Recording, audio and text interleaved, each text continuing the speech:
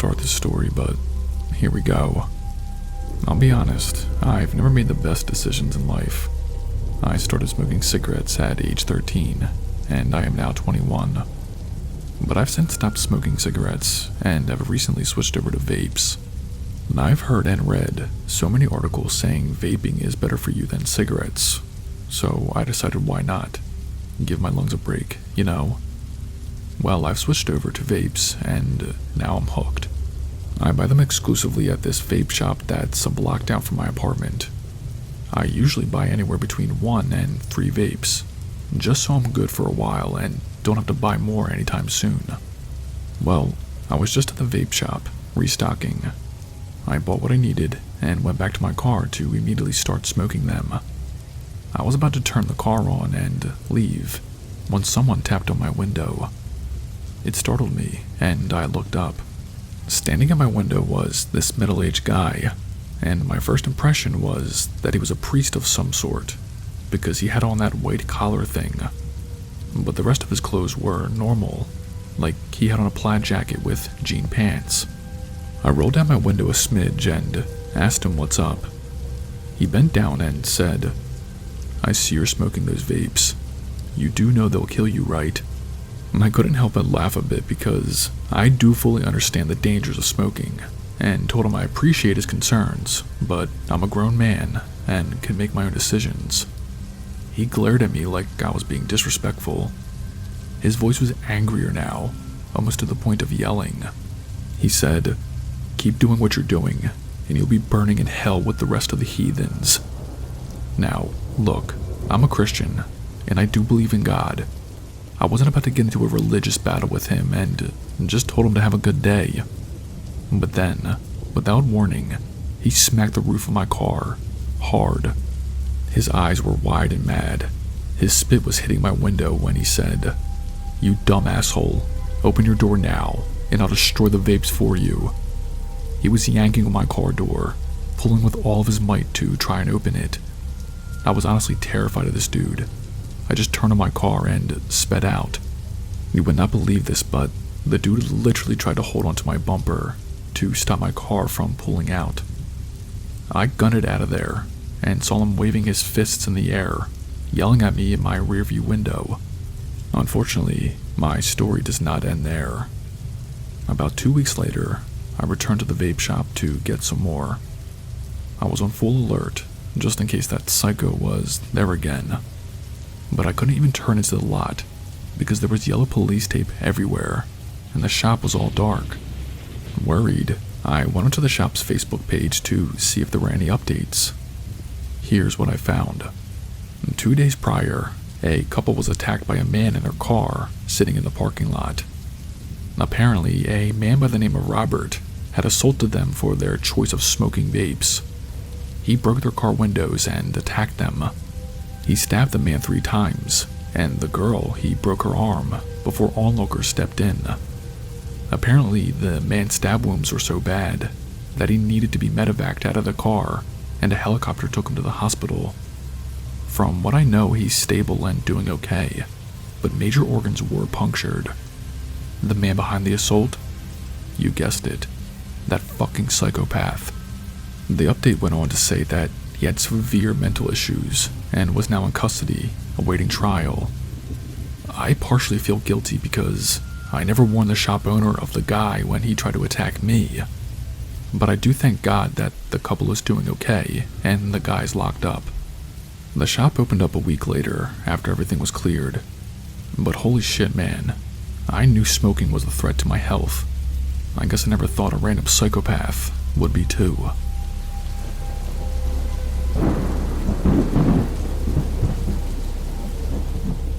I was a junior in high school, and almost everyone I knew was vaping. It had become such a common thing that it didn't even surprise me when I saw some of my classmates casually hitting their vapes between classes, or even teachers doing it after school. I did not judge though. Vaping just wasn't for me. I was on the volleyball team, and I knew that I had to stay in shape if I wanted to stay competitive. It felt like a no-brainer. Why would I mess up my lungs when I needed them to perform on the court? One day after school, I was walking home like usual. It wasn't a long walk, maybe 15 minutes, and I like the quiet time after a long day. But this day wasn't going to be like any other. As I walked, I heard footsteps behind me. I glanced back and saw Johnny. Yeah, that Johnny. The guy with the bad reputation. He was the kind of guy who was always in trouble. If there was a fight at school, Johnny was usually in the middle of it. Fights, suspensions, you name it. And I could hear him speeding up to catch up to me, and I instantly braced myself for whatever nonsense he was about to bring. I wasn't interested, but I also didn't want to be rude, so I gave a polite nod when he got next to me. "Hey, you're looking good," he said, with a smirk that made me roll my eyes internally. He started going on about how we should hang out sometime. Now, I'm not trying to be mean, but I had standards. A guy like Johnny? Not a chance. I politely declined, saying I had a lot on my plate with school and volleyball. But Johnny wasn't taking the hint. He pulled out a vape and held it out to me, saying it was brand new and that his older brother had gotten it from some guy in town who apparently had the best vapes. And I shook my head and said no thanks. I really wasn't into it, and I did not want anything to do with whatever Johnny was trying to pull. He looked annoyed, but tried to play it off.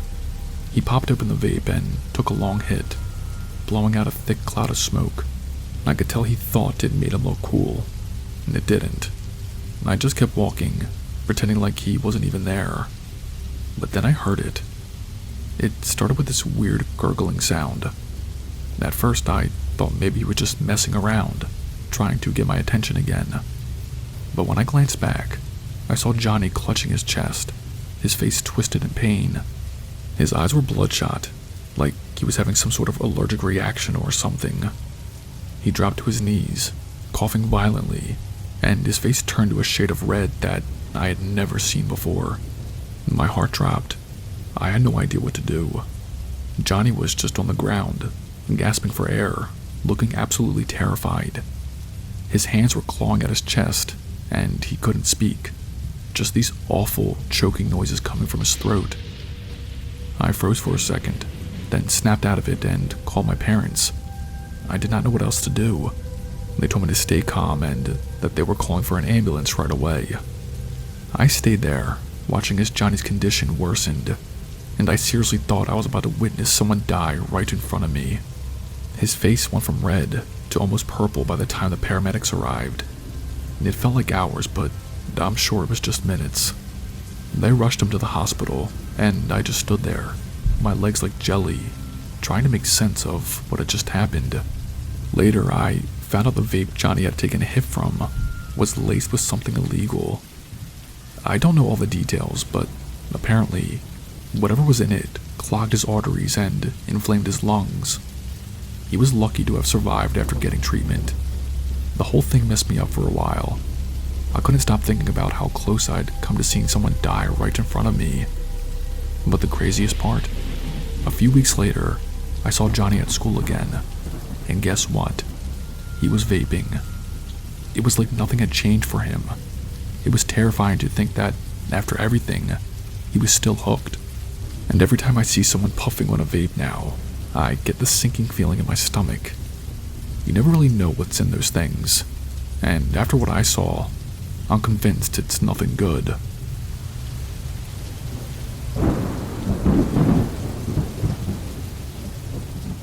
A few years ago, I had a sleepover at my friend Gabby's house.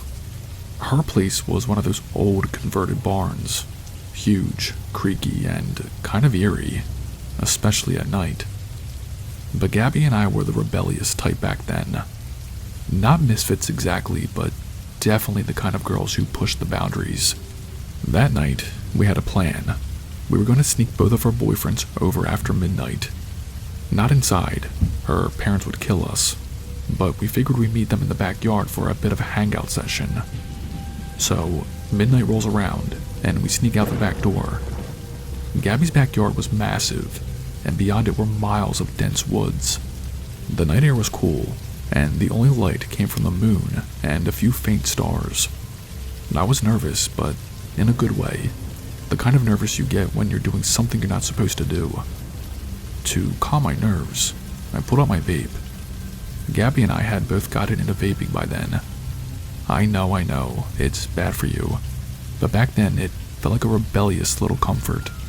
We passed it back and forth while we waited for our boyfriends, trying to act casual even though my heart was pounding. I figured everything would go smoothly, but I couldn't shake the feeling that we might get caught. A few minutes passed and I was exhaling a cloud of vapor when I saw something move near the tree line. And at first I thought it must be our boyfriends. They were probably trying to sneak up on us for fun. But something felt off. I squinted into the darkness, trying to get a better look. There was only one figure, not two. I checked my phone to see if my boyfriend had texted me, but there was nothing. Gabby noticed the figure too, and we both froze.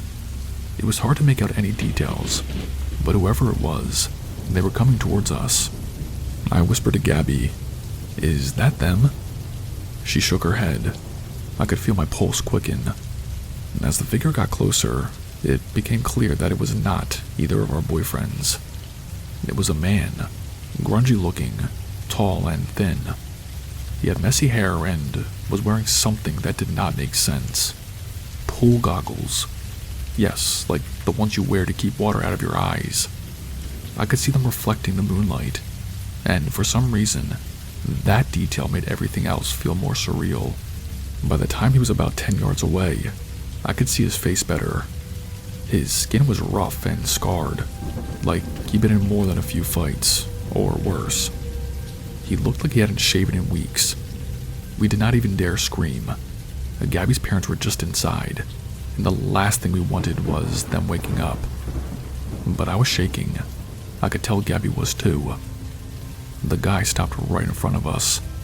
He must have seen the vapes in our hands, because the first thing he said was, "You know, smoking those vapes will kill you graveyard dead."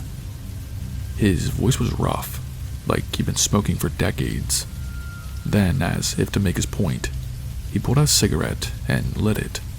When the flame from his lighter flickered, I saw his face more clearly. His cheeks were lined with scars, deep cuts that looked like they'd never fully healed. His lips curled into a weird smile, and he laughed softly, like he was in on some joke that we did not understand. Then he said something that I'll never forget. "I'll see you bitches in hell." I felt like the ground had dropped out from under me. He took a drag from his cigarette, exhaled, and then just walked away, like nothing had happened. Gabby and I stood there, too stunned to move for what felt like forever. Once he disappeared into the darkness, we bolted for the house.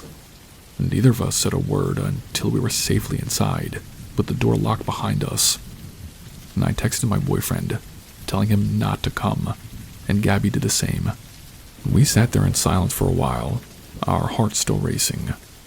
I couldn't believe what had just happened. It did not feel real, but it was. We never told our parents, and we never saw that guy again. But I think about that night more often than I'd like to admit. I'm just grateful we got away from that situation without anything worse happening. But to this day, I can still see the reflection of those pool goggles in the moonlight, and I'll never forget the sound of his voice telling us he'd see us in hell.